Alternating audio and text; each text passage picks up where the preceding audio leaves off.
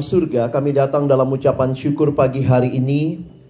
Sekali lagi terima kasih karena Tuhan baik dan Engkau menyatakan kebaikan-Mu di dalam hidup kami.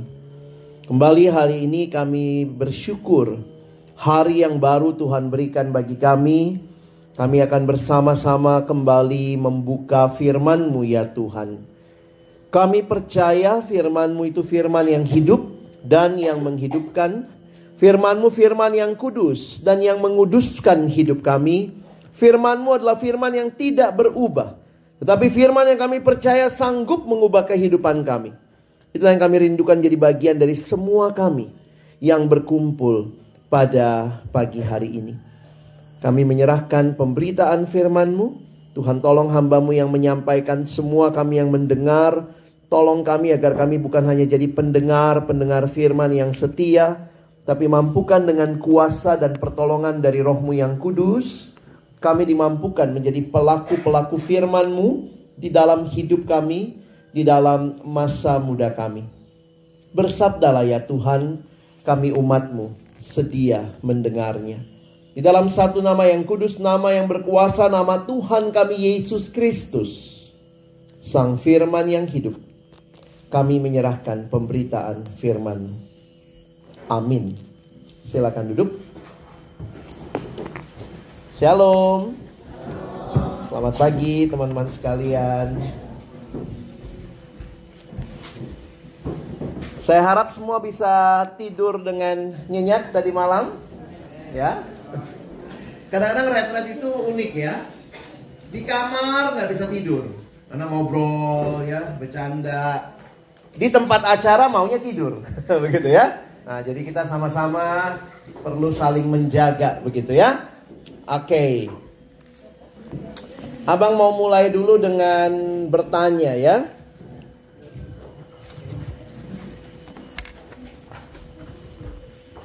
Saya pegang apa nih? Kertas ya. Benar ya? Kertas ya, ini ada surat dari satu sekolah. Coba pegang dulu, benar kertas deh. Benar ya? Coba dulu. Benar ya? Siapa yang percaya abang bisa menembus kertas ini? Siapa yang percaya seluruh tubuh saya bisa menembus kertas ini? Angkat tangan. Ada yang percaya? Siapa yang tidak percaya? Siapa yang nggak tahu? Adina nggak angkat tangan dari tadi. Oke, saya tanya lagi sekali lagi ya. Coba, Kamanda ini apa? Kertas ya, bener ya? Nah, bener ya? Coba pegang deh, kertasnya. Siapa yang percaya saya bisa nembus kertas ini? Kurang meyakinkan saya. Siapa yang tidak percaya? Siapa yang tidak tahu? Oke, semua banyak yang nggak percaya sama saya ya. Ya sudah, kita tutup doa ya. Abang simpan di akhir nanti ya. Oke. Ingatkan saya, mana tahu saya lupa begitu ya. Hari ini kita akan belajar tentang dikuduskan dan dipanggil untuk hidup kudus. Tuhan bukan hanya menyelamatkan kita, tetapi di dalam keselamatan kita ada panggilan. Untuk apa? Untuk hidup kudus. Ya. Nah, kita akan lihat sama-sama. Saya ajak kita baca di dalam 1 Petrus 1 ayat 13 sampai 16. Oke? Yuk kita lihat sama-sama 1 Petrus 1 ayat 13 sampai 16.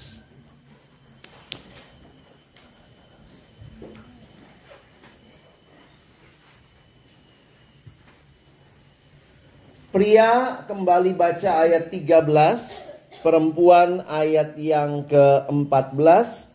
Kita bergantian sampai 16 ya. Oke, pria mulai 1, 2, iya. Sebab itu siapkanlah akal budimu, waspadalah dan letakkanlah pengharapanmu seluruhnya atas kasih karunia yang dianugerahkan kepadamu pada waktu penyataan Yesus Kristus. Hiduplah sebagai anak-anak yang taat dan jangan turuti hawa nafsu yang menguasai kamu pada waktu kebodohanmu. Tetapi hendaklah kamu menjadi kudus di dalam seluruh hidupmu, sama seperti Dia yang kudus yang telah memanggil kamu. Sebab ada tertulis, kuduslah kamu sebab Oke, jadi kita perhatikan ini menjadi ayat untuk kita mengerti tema kita pagi ini. Surat Petrus adalah surat yang ditulis Rasul Petrus kepada jemaat yang sudah Kristen. Apa yang menjadi kondisi mereka? Kalau kalian baca Alkitab jangan lupa ya, tidak ada surat tanpa konteks. Konteks itu artinya apa? Bahasa bahasa Latin kata kon. Pernah di sekolah lihat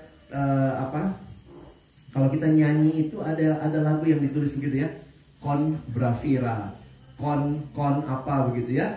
Con itu artinya bersama.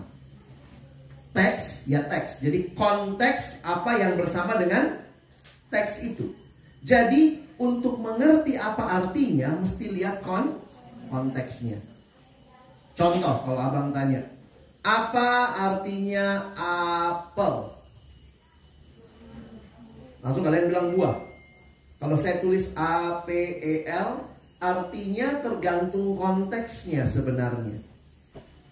Kalau saya bacanya apel, kalian langsung bilang itu buah. Kalau saya bilangnya apel,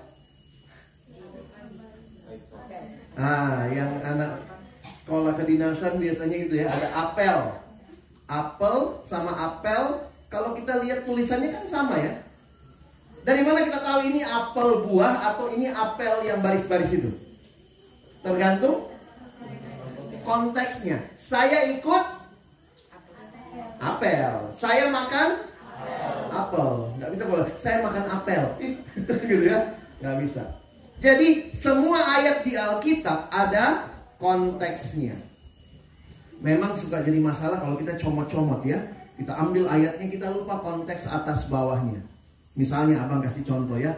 Coba baca Yohanes 15 ayat 7. Coba buka Alkitabmu. Yohanes 15 ayat 7. Jadi abang mesti kasih tahu. Semua ayat itu ada konteksnya. Yohanes 15 ayat 7. Yuk kita baca ayat ini sama-sama ya. Injil Yohanes 15 ayat yang ke-7. Sudah ketemu? Yuk sama-sama kita baca ya. 1, 2, ya.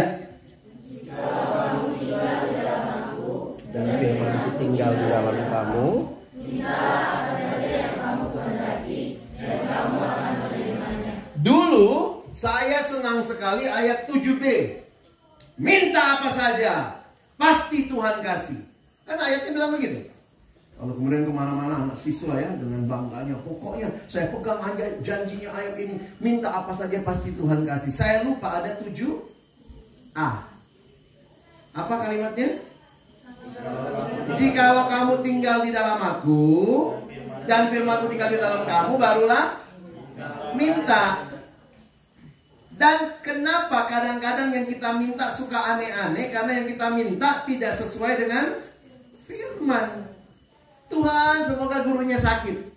Kau pikir Tuhan dengar itu? Itu kan doa juga kan? Minta apa saja, pasti Tuhan kasih. Aku anakmu, apapun yang ku minta pasti Tuhan kasih. Tuhan, kasihlah aku libur 2 tahun gitu. Jadi hati-hati, kalau baca ayat selalu ada konteksnya. Beberapa siswa suka datang tanya gini, ini bagaimana abang? Menurut abang, saya pikir, oh anak ini baca ayat ditarik, dikeluarkan dari konteksnya. Makanya kenapa ini penting ya? Kita kan di pelayanan perkantas dari siswa kita latih kalian mengerti firman Tuhan. Ya, kita tidak hanya mengajak kalian datang retret, acaranya apa? Main dari pagi sampai malam gitu ya. Kita akan sama-sama belajar firman. Nah, surat 1 Petrus juga ada konteksnya. Petrus waktu menulis itu bukannya kayak kita sekarang karena gampang kertas ya.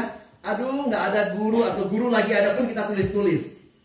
Terus kita oper sama teman kita gitu ya, dioper lagi. Masih begitu nggak sih anak siswa sekarang? Udah nggak ya? Di WA, iya lah ya. WA-nya gurunya jelek gitu ya.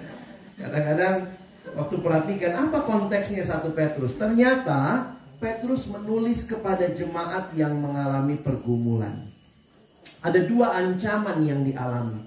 Pertama, pada waktu itu orang-orang yang disurati Petrus itu sedang mengalami ancaman dari luar. Coba kita lihat dulu. Yang laki-laki tolong baca ancaman dari luar 1-2 ya. Ancaman dari luar berupa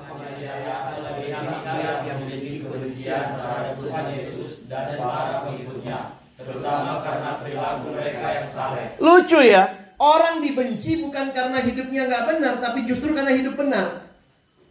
Pernah nggak kamu alami begitu? Justru karena kau nggak nyontek, malah temanmu ngomong, ah pendeta kau. Abang udah dipendetakan sejak SMA itu. Karena temanku lihat aku nggak nyontek, karena saya udah ikut kelompok kecil dari SMA. Kudus amat sih, gitu ya. Nah jadi ada orang-orang yang benci sama murid-murid Kristus. Kenapa? Karena perilaku mereka saleh. Yang kedua, yang perempuan 1-2 ya. Ancaman.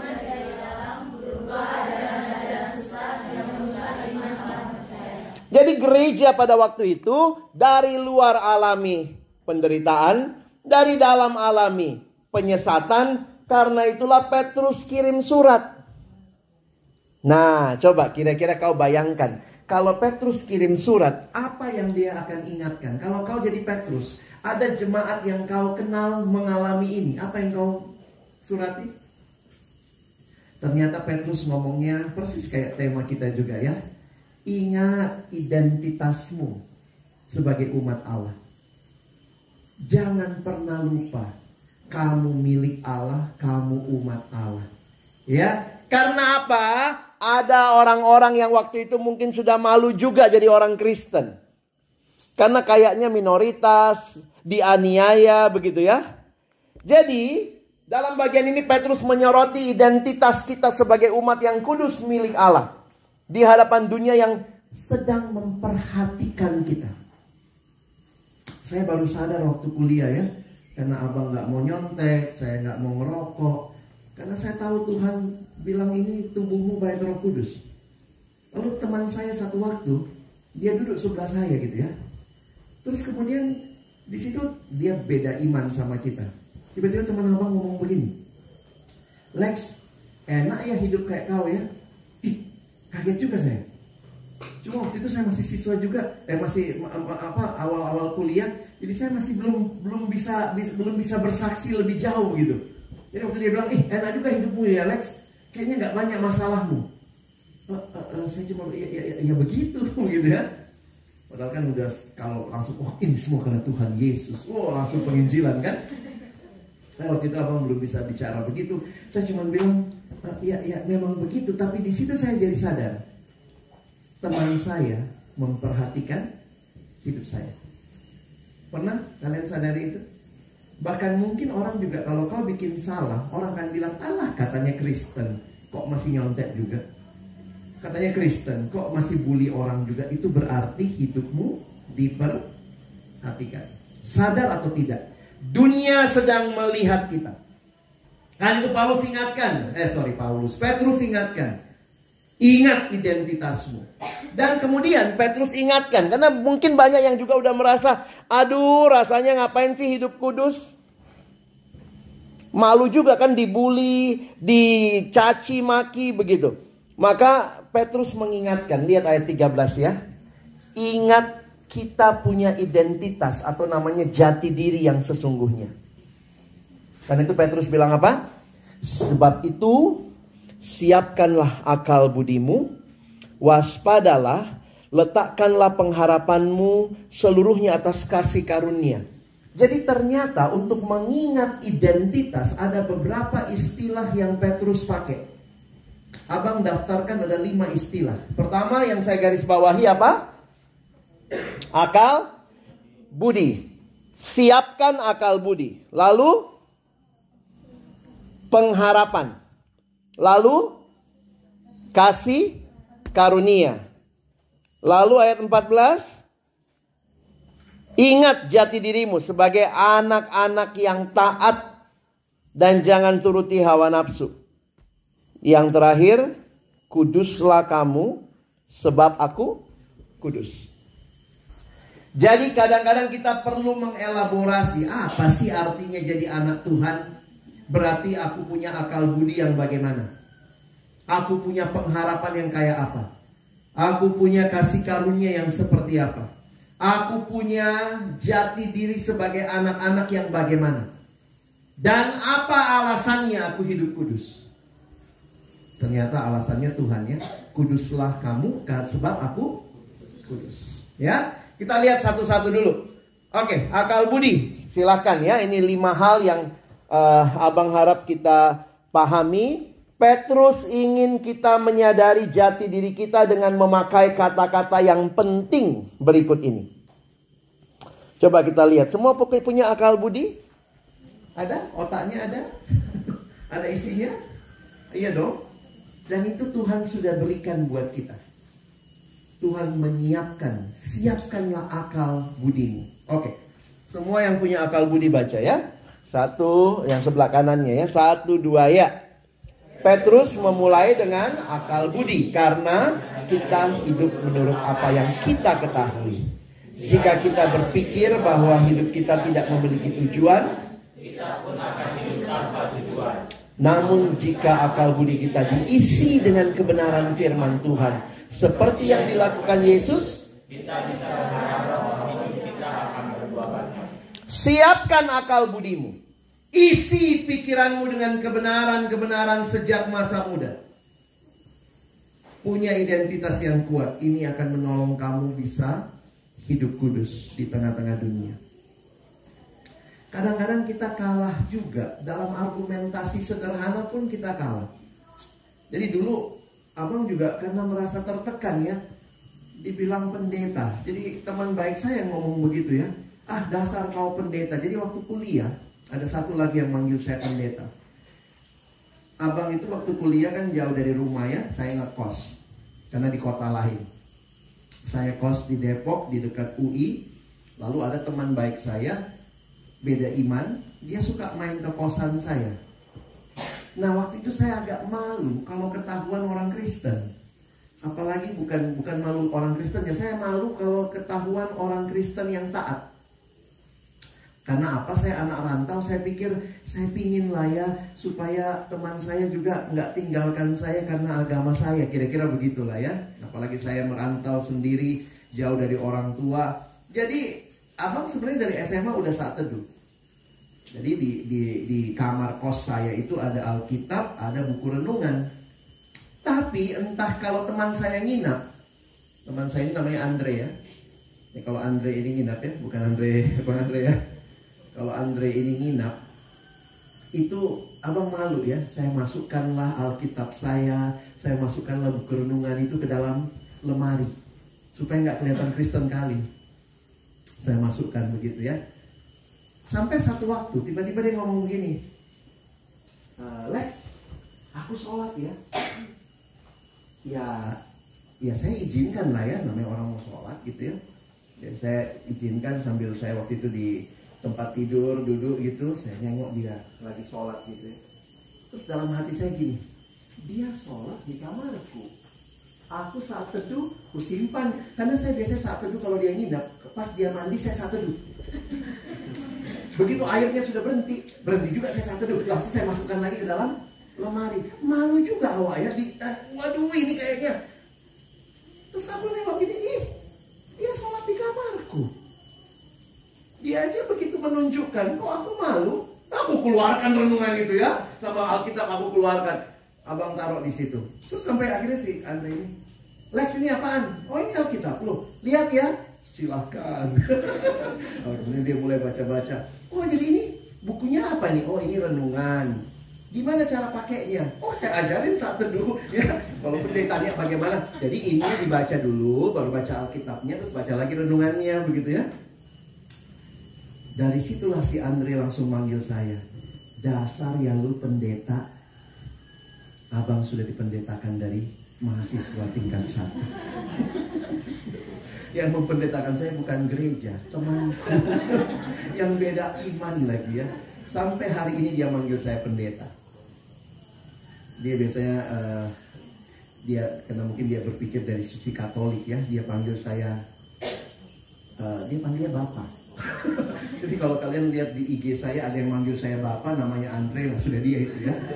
Halo Bapak, gitu ya. Dia mungkin kayak Romo begitu ya.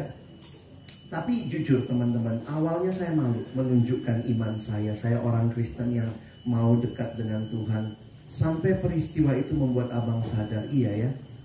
Apa yang kita tahu, seringkali kita kurang berani mengekspresikannya. Saya namanya Alex Nanlohi. Ya, Nanlohi itu marga saya, marga orang Ambon. Alex Nanlohi. Kalau ada orang yang datang sama saya, abang ini dasar Bang Alex sok Nanlohi, marah nggak saya? Saya sok Nanlohi? Nggak sok, saya memang Nanlohi.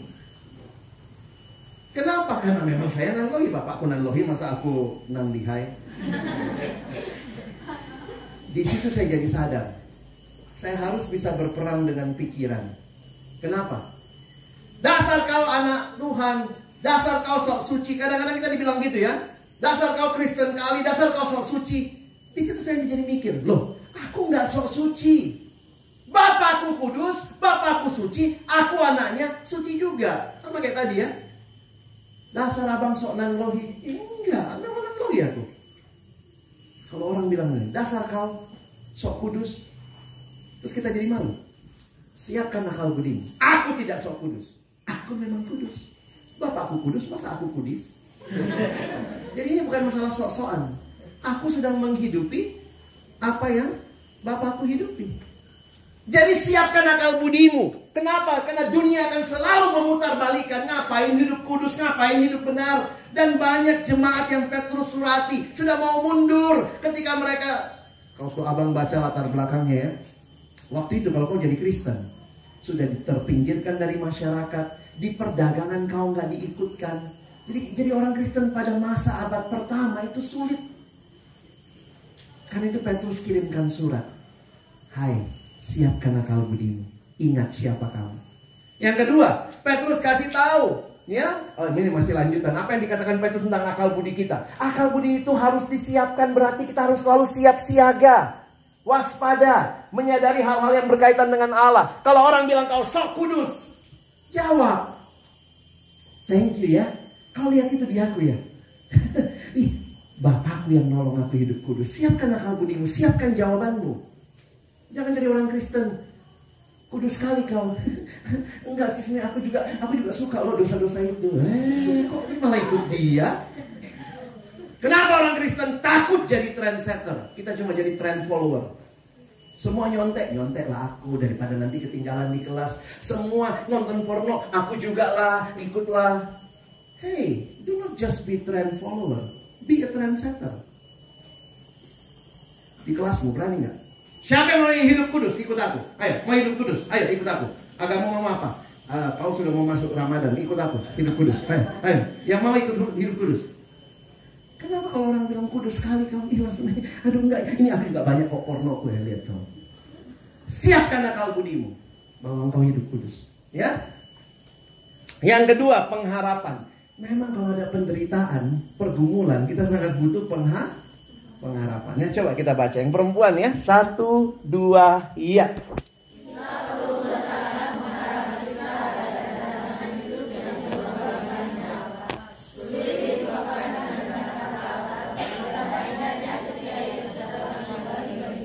Kadang-kadang kita menyerah, aduh Tuhan gitu ya. Makanya Petrus ingatkan, please ingat Tuhan akan datang kedua kali. Siapkan pengharapanmu. Yang ketiga, kasih karunia. Laki-laki baca 1, 2 ya. Kasih karunia Allah dalam tingkatan yang baru akan menjadi milik kita. Mulai pada hari yang mulia ketika Yesus menyatakan dirinya untuk menegakkan kebenaran dan membawa kita kembali ke rumah yang kekal. Kasih karunia Allah ini akan menopang hidup kita. Bagaimana Tuhan aku bisa kudus terus? Aduh begitu kuat tarikan dunia. Tapi Tuhan bilang aku akan berikan kau kasih karunia dalam tingkatan yang tidak mungkin kalau kita bayangkan. Tapi itulah kekuatan Yesus memberikan itu bagi kita. Nah, jati diri kita juga adalah anak-anak. Nah, bukan berarti anak-anak kecil, tapi perhatikan anak-anak Allah. Kita baca sama-sama. 1, 2, iya. Allah ingin kita menyadari bahwa sekarang kita adalah anak-anaknya yang sudah diampuni dan dikuduskan. Karena telah merdeka dan menjadi miliknya, kita mengarahkan pikiran dan hati kita kepada hal-hal yang akan datang. Itu bukan dating ya. Itu memang kalau kita ngetik atau jadi dating ya. Jadi lihat, kita anak-anak. Jadi siapkan akal budimu. Siapkan kamu punya pengharapan. Pengharapan itu, kalau bahasa ininya, pengharapan itu lebih ke future. Kasih karunia itu kepada present. Jadi waktu kau jalani hidup kudus, ujungnya adalah pengharapan. Tapi sekarang kau jalani ditopang oleh kasih karunia. Dan identitasmu, kamu anak-anak Tuhan. Ya. Terakhir, kekudusan. Coba kita lihat 1, 2 ya. Alih-alih terbius oleh ambisi dunia atau terkungkung oleh kekhawatiran, kita dipanggil untuk menjadi kudus. Menjadi kudus seperti Bapa kita, berarti menyerupai Dia dalam kemurnian dan kebenciannya. Kadang abang pikir gini ya. Saya mau tanya, ada nggak sih orang tua yang pingin sekali anaknya makin hari makin mirip tetangga? Ada gitu? Waktu kau pulang bapakmu ngomong, ih nak bapak bangga kali ya, lihat hidungmu makin mirip tante di seberang jalan gitu. Saya pikir orang tua yang normal senang kalau anaknya mirip dia. Abang punya teman kelompok kecil dari kampus, lalu mereka yang menikah pertama ya cinlok dalam KTB. Akhirnya menikah. Waktu menikah mereka lah yang punya anak pertama. Waktu anaknya lahir, saya ingat ya kita besuk pas bayinya baru selesai menyusu itu ya. Lalu kemudian istrinya bilang sama saya, Lex, lihat anakku ya. Namanya masih kecil, anaknya masih tutup mata begitu ya. Lihat anakku. Terus kita liatin, terus dia bilang, hidungnya kan hidungku ya Lex. Jidatnya jidat bapaknya, gitu kata mamanya ya. Tiba-tiba langsung marah bapaknya. Mana? Hidungnya hidung papa, jidatnya jidat mama. Lalu mereka berantem jadi hidung jidat gitu ya. Padahal dalam hati kami waktu nengok gitu ya, namanya juga produk bersama ya. Pasti mirip sana mirip sini. Tapi di situ pertama kali saya sadar, orang tua yang normal ingin sekali anaknya mirip dia. Ini anakku Lex. Pernah gitu? Kalau mau jalan mungkin ke mall, ketemu teman bapak, teman mama. Ini pasti anakmu, gak usah tes DNA, fotokopinya kalian begitu ya. Orang tua yang normal senang anaknya mirip dia. Maka Petrus mengingatkan, menjadi kudus seperti Bapa berarti kita menyerupai Dia dalam kemurnian dan kebenciannya terhadap dosa. Jadi ingat, hiduplah sebagai anak-anak yang taat. Jangan turuti hawa nafsu yang menguasai kamu pada waktu kebodohanmu. Alkitab membedakan antara nafsu dan hawa nafsu. Yang mana yang gak boleh? Yang mana gak boleh? Hawa nafsu. Nafsu itu boleh loh, baik. Siapa yang berikan nafsu? Tuhan. Iya dong. Kamu makan butuh nafsu makan gak? Butuh kan? Bayangkan kau makan, kau lihat makanan lihat kau, terus kalian gak ada nafsu lihat-lihatan gitu. Kita butuh nafsu. Tetapi ketika nafsu itu dilakukan berlebihan menjadi hawa nafsu. Ada yang bilang sama saya, abang, kenapa ya? Saya ini laki-laki ya, pulang retret dia kirim email. Waktu itu masih zaman email-emailan. Bang, kenapa ya aku kalau nengok, dia laki-laki, kalau nengok perempuan bajunya seksi-seksi, kok aku terangsang bang? Saya balas emailnya. Balasan abang apa? Puji Tuhan deh kau normal. Iya dong. Kita semua kan Tuhan ciptakan ada nafsu seks kan? Ada ya? Saya bilang puji Tuhan kau normal. Kalau kau lihat lalu nggak nafsu, mari ayo abang ajak ke dokter ya. Berarti nggak normal bang. Tapi saya bilang kalimat selanjutnya. Tapi begitu kau terangsang, apa yang kau lakukan itu yang mungkin bikin kau jatuh dalam dosa. Kalau kau perhatikan, kadang-kadang kan gitu ya, kita nggak sengaja lewat orang bajunya nggak gimana gitu ya, mungkin miskinnya kurang bahan ya. Waktu dia lewat begitu, tiba-tiba kita terangsang. Nah, saya bilang, apa yang kau lakukan? Harusnya kan kita alihkan pikiran ya. Kenapa Tuhan kasih hubungan seksual itu di dalam konteks pernikahan? Jadi kalau belum menikah, hawa nafsu kita naik, ya jangan kemudian saya bilang, kalau kau begitu lihat bajunya seksi, kau terus pelototin, kau liatin, kau renungkan, kau teduhin, jatuh kau. Ya mesti dialihkan, itu masalahnya. Jadi kadang-kadang bukan nafsunya yang salah, nafsu yang tidak pada tempatnya itu yang jadi salah. Ya, jadi hati-hati. Kita tidak menolak nafsu, tapi kita menolak hawa nafsu. Oke? Jadi ini adalah panggilan untuk hidup kudus. Sebenarnya, nah sekarang abang mau masuk sedikit agak teologis supaya kalian mengerti juga ya. Kudus itu di Alkitab artinya apa? Di Alkitab kudus itu berarti dikhususkan, berarti dipisahkan. Nah, saya kasih contoh sebentar ya. Ini contoh aja. Ini HP. Ini HP-mu, Dek, pinjam dulu ya. Ini HP-mu juga. Pinjam sebentar ya. Ini ada 3 HP. Semua HP ya, anggaplah sama aja mereknya semua. Ini ada 3 HP. Nah, dari 3 HP ini saya memisahkan satu. Ini namanya dikhususkan. Ini namanya dikuduskan. Jadi dikhususkan itu sama dengan dipisahkan. Oke? Jadi ini tetap HP kan? Ini semua tadinya satu, sekarang dikhususkan, dikuduskan, dipisahkan. Nah, thank you ya. Ketika Alkitab berbicara, Israel dari semua bangsa, Israel dikuduskan. Allah menjadikan mereka umat yang kudus. Berarti dari semua bangsa mereka dipisahkan. Dipisahkan untuk apa? Dipisahkan untuk hidup mengikuti Allah. Makanya di Alkitab kalau kalian perhatikan, coba kita baca di dalam 1 Petrus 2 ayat yang ke-9 dan 10.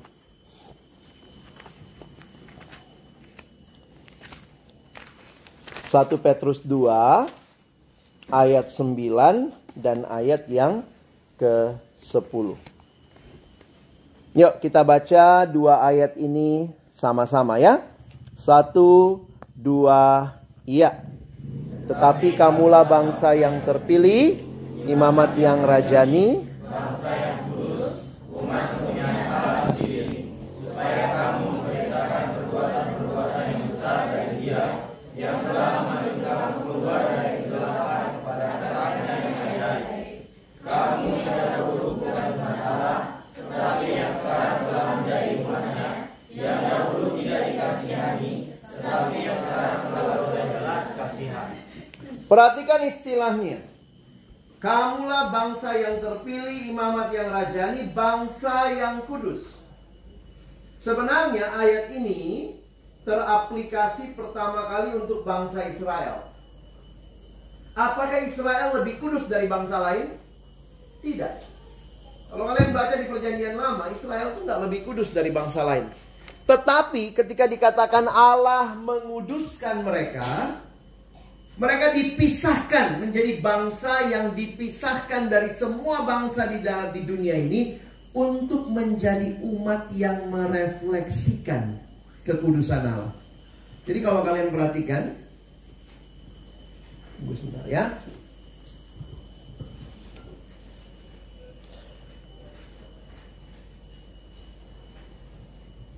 Lalu nanti kalian lihat lagi ayatnya. Untuk memberitakan perbuatan-perbuatan Allah yang besar. Ya. Jadi itu tujuan dari Allah menguduskan.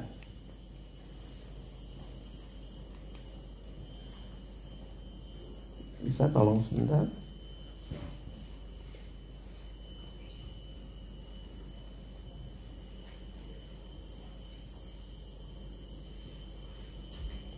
Nah, menjadi kudus berarti dipisahkan oleh Allah. Bukan karena dia lebih kudus dari yang lain.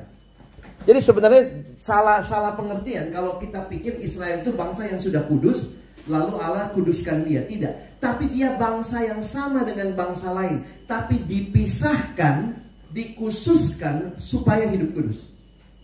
Jadi kita dipilih Allah bukan karena kita sudah kudus. Tidak. Israel itu dipisahkan agar berbeda dari yang lain. Namun tujuannya dipisahkan untuk semakin serupa dengan Allah. Makanya kalau kalian perhatikan, kekudusan adalah salah satu karakteristik moral Allah. Kalau Allah kudus, umatnya dipanggil kudus. Makanya kalau kalian perhatikan di perjanjian lama, Israel diminta supaya kamu berbeda dari bangsa lain. Berbeda dari bangsa lain. Ya. Allah suci, terpisah dari dosa. Ini ya secara moral ya. Dan tidak ada pertentangan antara kasih dan kekudusannya. Panggilan kudus karena aku kudus itu bukan baru ada di 1 Petrus. Kalau kamu baca perjanjian lama, itu kalimat sudah ada dari Taurat Musa. Contohnya di mana? Ini ayatnya. Kan 1 Petrus bilang, "Be holy for I am holy." Ini muncul di Levitikus itu imamat. Sudah muncul 2 kali, imamat 11, imamat 19, 3 kali, imamat 20. Be holy, for I, the Lord, your God, I'm holy. Jadi, kalau kita perhatikan, Tuhan memilih kita, bukan karena kita kudus. Tuhan pisahkan kita, justru supaya kita hidup kudus. Karena apa? Karena Dia adalah Allah yang kudus. Kita bersyukur kepada Bapa kita yang kudus, yang menyingkapkan dosa kita, mengutus putranya Yesus Kristus menebus hutang dosa kita, dan menyambut setiap kita yang tersesat untuk kembali jadi anak-anaknya. Memangnya waktu kita sudah selamat, kita sudah buka hati terima Yesus, masih bisa berdosa nggak? Masih bisa jatuh dalam dosa? Masih ya, tapi bedanya apa sekarang? Tidak hidup terus-menerus dalam dosa. Makanya perhatikan kalimat pendeta John Stott. Kalimatnya bagus kalau kalian bisa pahami. Sin, dosa dan anak Allah itu nggak matching, incompatible. They may occasionally meet. Kita yang sudah jadi anak Allah masih bisa berdosa? Masih bisa. They may occasionally meet, but they cannot live together in harmony. Kalau kamu anak Tuhan gak mungkin menikmati dosa. Pasti ada rasa bersalah, ada rasa, oh ya bukan ini yang Tuhan mau dalam hidupku ya. Itulah sebabnya Kristus mati agar kita yang percaya dapat menjalani hidup yang kudus. Sebagaimana Allah ada Allah yang kudus. Jadi kalau kita lihat kayu salib, bagi saya menarik ya. Salib bukan hanya menunjukkan kasih Allah yang besar, tetapi juga menunjukkan kekudusan Allah yang tidak dapat kompromi dengan dosa. Melalui kematian dan kebangkitan Kristus, kita hidup dalam janji Allah yang menyelamatkan dan memampukan kita menang terhadap dosa. Jadi sekarang bagaimana hidup kita? Abang ajak kita lihat. Sebentar ya, ini lampunya naik turun. Yuk kita baca sama-sama ayat ini ya. Roma 6 ayat 9 dan 10. Perhatikan cara Paulus. Ini Roma kan Paulus yang tulis ya. Cara Paulus menjelaskan. Kita baca Roma 6, 9 dan 10. 1, 2, ya.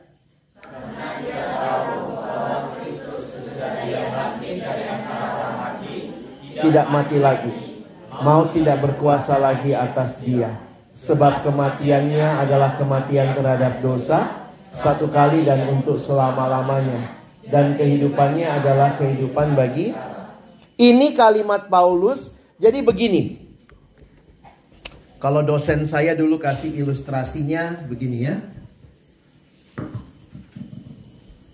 Kalau ini saya yang berdosa, dan ini Kristus yang kudus. Waktu saya terima Yesus, sekarang saya ada di dalam Kristus. Oke? Dulunya ini saya yang berdosa, jadi begini. Kalau Allah lihat Alex yang berdosa, upah dosa adalah maut. Harusnya saya dihukum dihukum ke neraka. Inilah kalau Bapa lihat saya yang berdosa, pasti dihukum. Tapi Kristus menggantikan kita. Makanya kita diajak untuk buka hati terima Yesus. Begitu kita menerima Kristus dalam hidup kita, kok kita bisa nggak dihukum? Karena waktu Allah melihat kita, Allah melihat Kristus. Jadi siapa yang kudus? Kristus. Kita diselamatkan bukan karena kekudusan kita, tapi karena kekudusan Kristus. Kita benar? Oh enggak. Kita diselamatkan karena kebenaran Kristus. Jadi kenapa kita bisa hidup kekal? Karena kita terima itu di dalam Kristus. Itu prinsipnya. Nah, menariknya Paulus kasih penjelasan begini. Semua pengalaman Kristus jadi pengalaman kita. Emangnya Kristus apa aja yang dia alami? Yesus mati. Betul? Habis mati dia bangkit. Lihat itu. Dia bangkit. Kematiannya kematian terhadap dosa, kehidupannya kehidupan bagi Allah. Kalau Yesus mati bagi dosa dan dia hidup bagi Allah, maka saya yang ada di dalam dia, sekarang saya juga matinya terhadap dosa, hidupnya bagi Allah. Coba lihat, ini ayat 9 dan 10. Kesimpulannya Paulus kasih di ayat 11. Kalau ini Kristus, ia bangkit dari antara orang mati. Kematiannya kematian terhadap dosa. Tapi kemudian dia bangkit kan? Berarti dia hidup. Hidupnya bagi Allah. Kamu yang sudah terima Yesus, hendaknya kamu memandangnya bahwa kamu juga sudah mati bagi dosa. Tetapi kamu juga bangkit. Sekarang kamu bangkit untuk hidup bagi Allah. Ini teologianya Paulus, Petrus. Semua yang bersatu dengan Kristus, maka pengalaman Yesus mati, pengalaman Yesus bangkit, jadi pengalaman kita. Mati bagi dosa, hidup bagi Allah. Ayo coba ingat, mati bagi dosa, hidup bagi Allah. Jadi Yesus berikan hidup yang baru. Abang kasih kalimat pendeta Timothy Keller ya. Dia bilang begini. The moment you become a Christian, you are no longer under the reign of ruling power of sin. Kalau dulu dalam dosa, karena Tuhan kita dosa, ya sudah, kita ada di bawah kuasa dosa. Tapi begitu kita percaya, no. Ini kalimatnya dia. Dosa, sin, still has power. But it can no longer dictate you. Saya kasih gambaran contoh begini ya. Kalau saya adalah budaknya dosa, berarti dulu saya dibeli oleh dosa, saya harus layani dosa. Tapi begitu Kristus menebus saya milik siapa? Milik Kristus. Masih bisa berdosa? Masih, tapi dia bukan lagi Tuhan. Beda. Kalau dia Tuhan, bukankah di kayu salib terjadi pertukaran besar itu? Ilustrasi yang sederhana dikasih oleh opung Martin Luther. Martin Luther bilang begini. Saya tidak bisa melarang burung terbang di atas kepalaku. Tapi tentu saya bisa menghentikan dia membuat sarang di rambutku. Atau menghentikannya menggigit hidungku. Kadang kita suka mikir gitu ya. Gimana saya bisa menang lawan dosa? Lihat gambarannya. Allah memberikan kemenangan atas dosa. Maka kita sekarang tidak harus lagi hidup dalam dosa. Karena kita sudah punya kuasa dari Roh Kudus. Semua temanku nyontek. Apa kemudian kita harus nyontek? Kita punya pilihan. Semua temanku porno. Aku mesti ikut porno? Enggak. Jadi kita tidak bisa, nggak bisa larang semua orang di dunia ini nggak bikin dosa. Yang bisa kau kontrol siapa? Dirimu sendiri. Jadi kalau lihat burung terbang kan, jangan dipanggil. Ya kalau kita begitu ya kita masih bisa jatuh lagi dalam dosa. Tapi dosa tidak akan membawa kita ke dalam maut lagi. Jadi lihat ya, kita selamat bukan karena kehidupan yang kudus, tetapi kita diselamatkan untuk hidup kudus. Dan kita tidak akan mampu hidup kudus dengan kekuatan kita sendiri. Siapa yang menolong kita hidup kudus? Nah, saya senang nih. Roh Kudus, the ruling, there is a new power at work in our life that ruling us. Saya kasih contoh nanti di akhir ya. Kuasa Kristus memampukan kita berkata tidak kepada dosa dan ya kepada Allah. Kita bisa bilang I am free. Abang tutup dengan 3 hal yang Tuhan kasih. Karena gini ya, Tuhan kenapa kau suruh aku hidup kudus? Emangnya apa yang kau kasih? Ternyata Tuhan kasih kita 3 hal yang menolong kita bisa hidup kudus. Pertama, Tuhan kasih Roh Kudus. Yang kedua, Tuhan kasih firman Tuhan dan doa. Yang ketiga, Tuhan kasih komunitas. Ini pendeta John Stott, dia kasih ilustrasi begini ya. Teman-teman, pendeta John Stott bilang begini. Dia orang Inggris. Kalian masih ingat nggak siapa penyair terkenalnya Inggris? Ada yang ingat siapa penyair terkenal dari Inggris? Pernah dengar nama Shakespeare? Belum pernah dengar? Nanti tanya sama Kak Nova ya. Sastra Inggris pasti adalah come across Shakespeare. Jadi dia penyair terkenal. Shakespeare ini kalau dia menulis novel-novel atau drama-drama sangat terkenal. Pendeta John Stott bilang begini, kalau saya diminta menulis sebagus Shakespeare, saya nggak bisa. Karena saya bukan Shakespeare.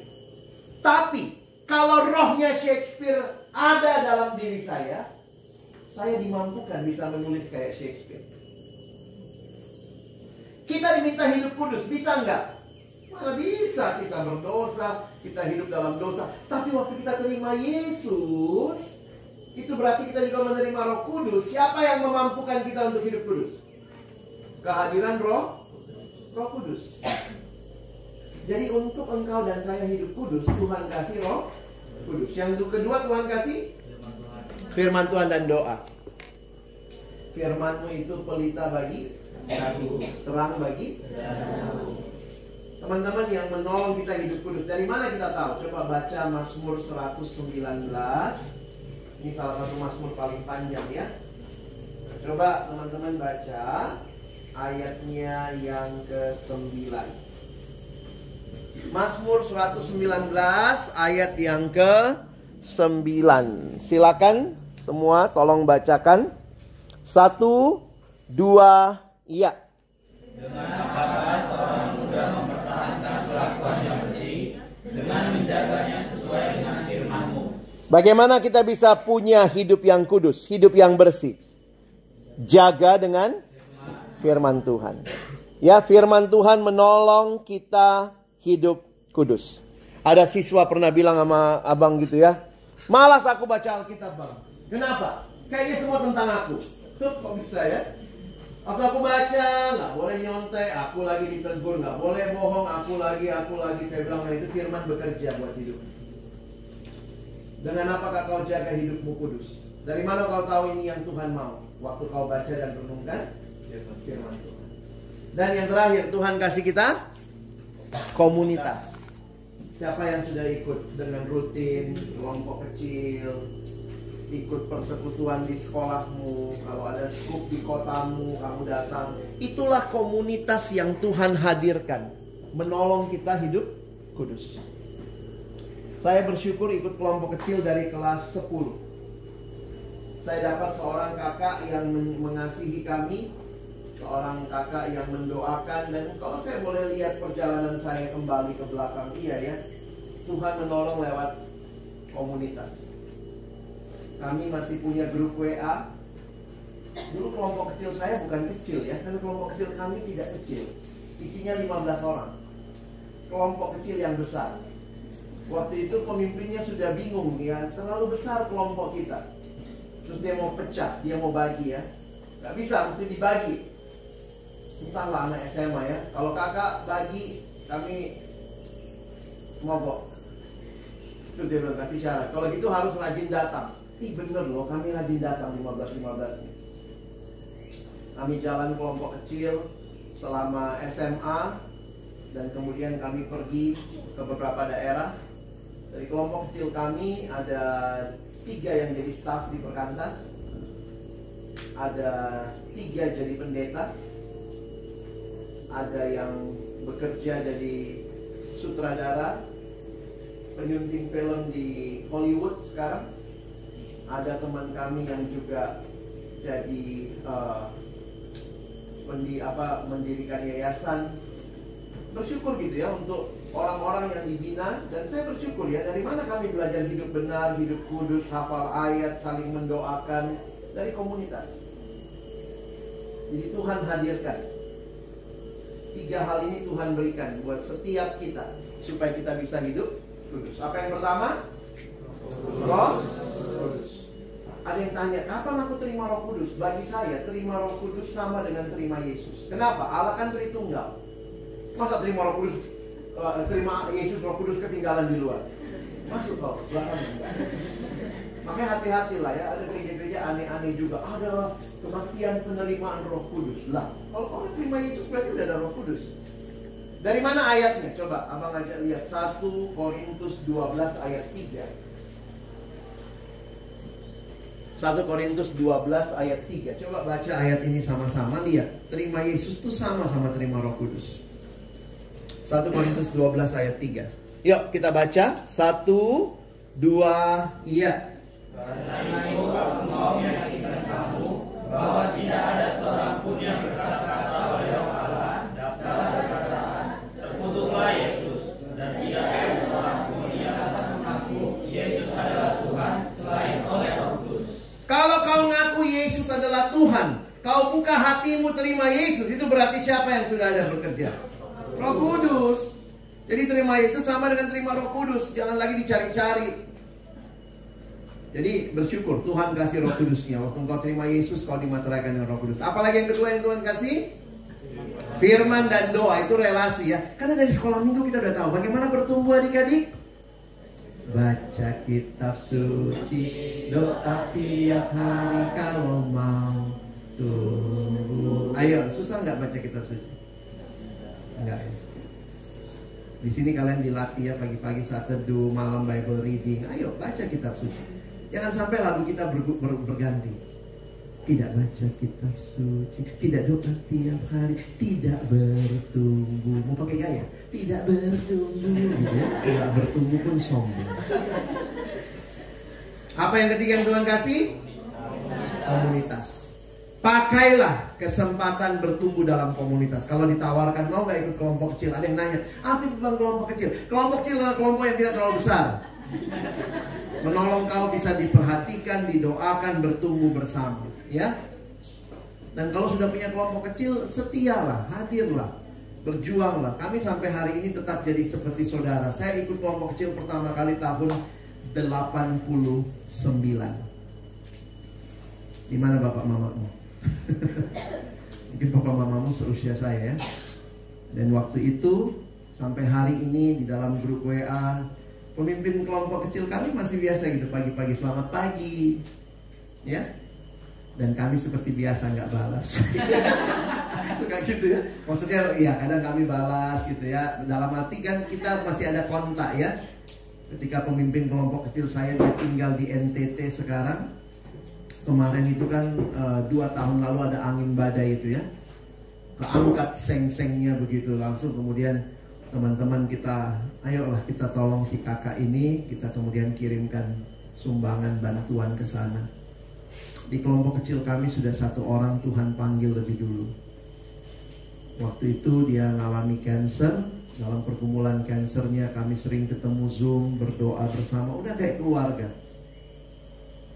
Sekarang dia udah kembali kepada Tuhan dan kami bahkan bikin lagu untuk dia gitu ya. Sama-sama kita nyanyi di YouTube begitu dari berbagai kota, berbagai negara. Seorang teman yang di Hollywood dia buatkan video. Kami nyanyi satu lagu judulnya Friends. Friends are friends forever if the Lord of them. Sahabat jadi sahabat selamanya kalau Tuhan adalah Tuhan mereka. Jadi saya mau katakan kepada adik-adik, ini cuma bukan kelompok kecil waktu sekarang, tapi sebenarnya ini adalah cara yang Tuhan berikan untuk engkau tetap hidup kudus, tetap bertumbuh, tetap bisa punya komunitas. Oke? 3 hal Tuhan kasih ya. Oke, abang tutup di sini. Apa yang lupa? Kertas. Saya tanya sekali lagi, siapa yang percaya saya bisa nembus kertas ini? Udah khotbah aku nggak ada. Siapa yang masih tidak percaya? Amin lah untuk tidak percaya. Oke ya, sekali lagi ya. Benar ini kertas ya? Benar ya. Oke, perhatikan.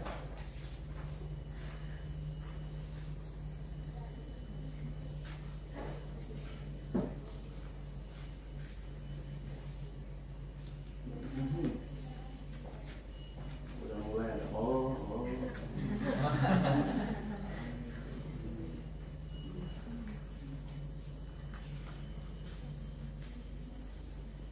kan tadi aku nggak bilang dirobek ya, terserah saya. Kan lagi saya tanya, siapa yang percaya saya bisa nembus kertas ini? Kan saya nggak kasih tahu caranya.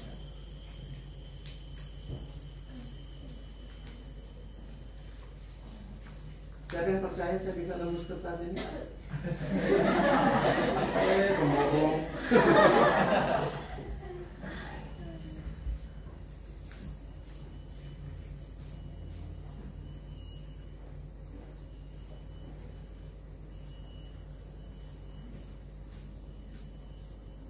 Bisa? Sabar ya.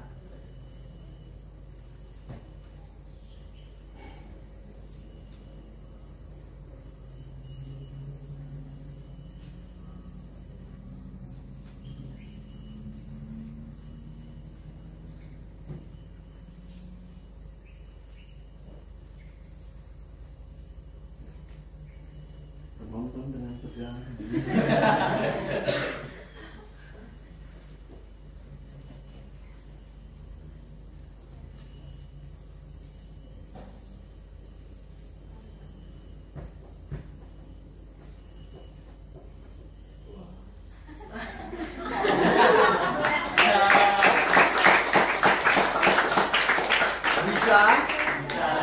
Asal tahu caranya.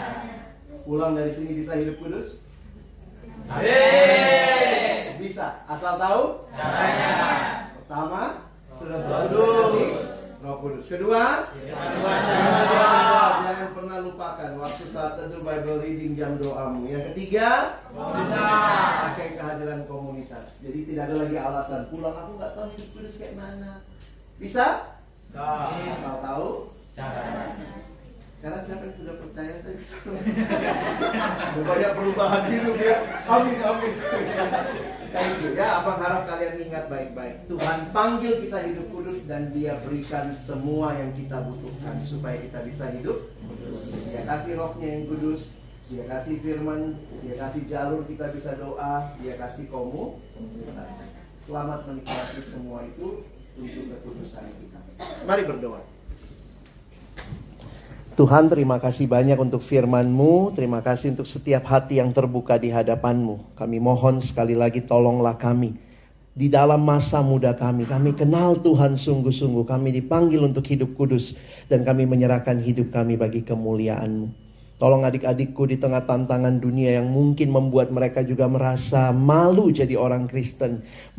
Malu mengakui mereka orang Kristen yang sungguh-sungguh cinta Tuhan. Kami mohon Tuhan berikan kekuatan, kemampuan bagi kami untuk menjawab dengan akal budi yang baik. Kami punya pengharapan. Kami adalah anak-anak Tuhan. Kami ditopang oleh kasih karunia. Dan kami dipanggil untuk hidup dalam kekudusan. Sekali lagi terima kasih. Kau berikan roh-Mu yang kudus. Kau berikan firman yang menuntun jalan-jalan hidup kami. Dan Kau memberikan komunitas untuk kami terus bertumbuh dalam kekudusan.